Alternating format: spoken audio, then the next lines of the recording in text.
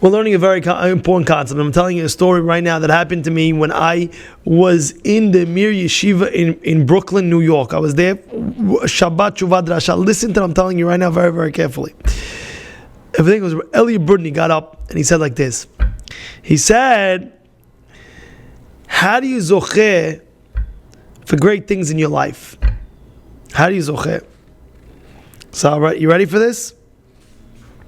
He quoted a Gemara in Rosh Hashanah. It says, "Kol ha'ma'avir al midotav, ma'avirin lo al kol peshav."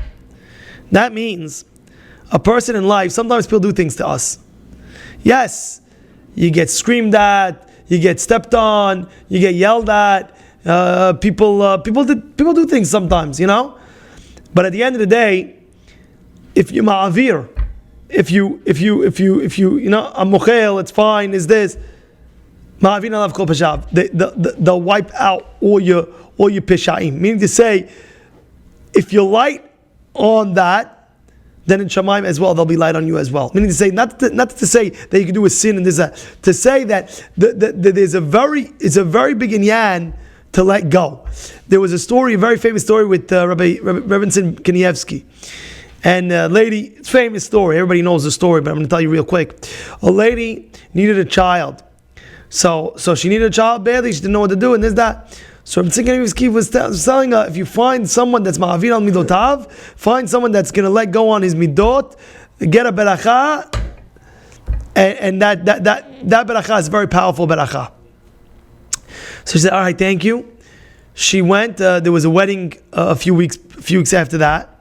And in the wedding, there was a lady that was sitting down, and somebody else was passing like a dish, and the dish fell on one of the ladies sitting down. Like it fell, and it was like all messy and this and that, and she was about to flip out on the lady that dropped this whole dish on her, and she's about to go. So right before she screamed at this lady for spilling this whole dish, this lady who wasn't having children grabbed her arm and said to her, please, I beg you, instead of screaming and yelling at her, I see that you're about to yell at her because you're right, she spilled that thing on you. However, and she said that she wasn't having children for many, many years.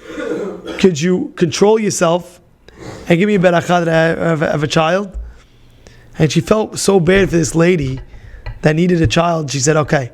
And she gave her a beracha, and she had a baby that year.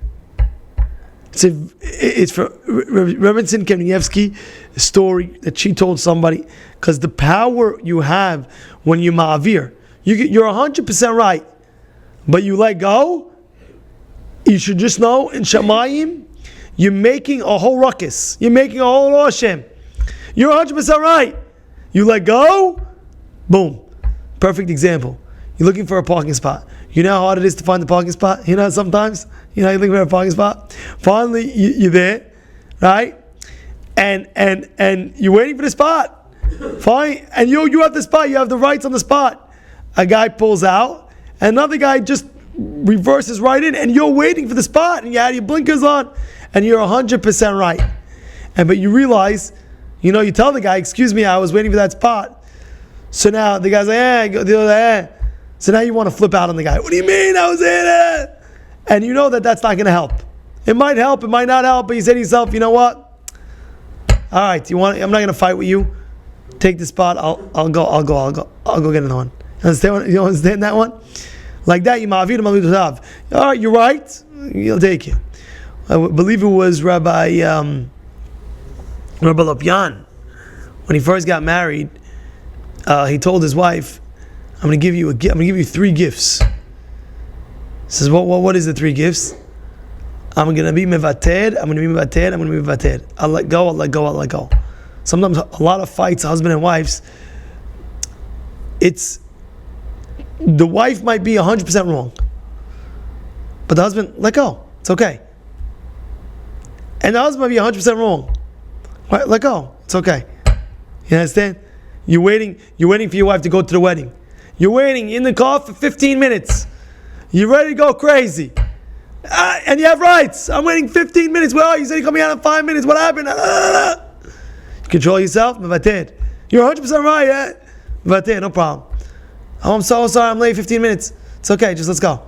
Wow. Like that, you just know what Roshim you're doing in Shemaim. This is what it says. Kol ha'ma'avir al midotav ma'avirin al kol pesha'av. You're 100%. You're in the right. But you let go. You'll see. Wow. You don't understand. Right now, the barakah that you're going to get is tremendous. Why? Because you let go. You let go. Right? The husband tells his wife, oh, by the way, I'm coming home. I'm going to bring you flowers, this, that. Great. He comes home. Honey, where's the flowers? Oh, I totally forgot. Now the wife could go crazy. What do you mean? You always tell me you're bringing, you never bring this, that, you're a sketch, you're a this. She could go wild. No problem. My dear husband, it's the thought that counts. I'm very happy. I'm very happy that you're home. Don't go back and give me flowers. I'm very happy that you're home. Wow. Ma'avin midotav, ma'avin alav, al kol pesha'av. A guy, one of your good friends, or one of a good friend, you say to yourself, wait 1 second, I didn't get an invitation for his wedding, but you know that you're his boy. You know what I'm saying? You know you're his friend. You know? And you say, no, he didn't invite me. He didn't send me an invite. I'm not going. Just go. You understand what I'm trying to say? He meant to invite you. Maybe it slipped. Maybe it this. Maybe it that. Somebody told me, oh, you know what? The guy invited me to his party, but he invited me the day of. Oh, he calls me up. How you doing? I'm so sorry. I forgot to send you an invitation. Make sure you have my daughter's wedding. He tells me, I'm not going. He says, why not? So he forgets me. He forgets to send me an invitation. He invites me over the phone. He invites me through a text message the day of. I'm not going to go. No. You go. Ma'avir midotav. You're not going only because he didn't honor you correctly? That's what we're telling you. We're telling you 100% right. You're right. He messed up in respecting you properly. You're right. But at the end of the day, this is exactly what the rabbis are teaching us. Ma'avir midotav. Let go. Just let go. Mevated. Let go. Mevated. Let go.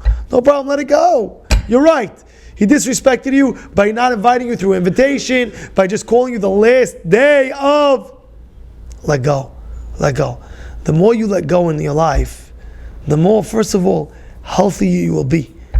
You know, a person that's always holding a grudge on everything, it's not healthy. The body doesn't, the cells, the blood cells and this and that, first of all, it's not healthy-wise. Well, but more what we're telling you over here today is that Hashem looks down on the person and says, if you let go, in the sense, in mind, a lot of times you'll have a leniency through me, meaning to say, Kol ha'ma'avir al midotav ma'avir al kol pesha'av. So therefore, you have to understand, let things go in life. Mevated.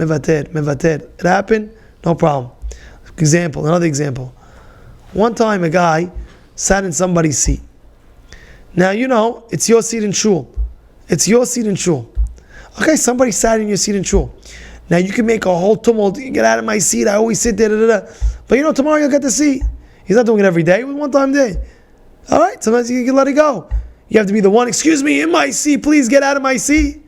You understand? There's other seat. There's a seat a table away. There's a seat right next to him. You know, he says, my seat, get out of my seat. But there's a seat right next to it. And the halakha says you have to be within the Dalet Amot. You know, you don't have to be that, you know. The bottom line is, you're 100% right to tell, excuse me, let it go, no problem. Therefore, these are just examples in your life. Things happen. I told you, 99.99% of arguments happen because a person just didn't let go. Just give in. Okay, no problem. Let it go. This is what the Shaare Teshuvah is teaching us today.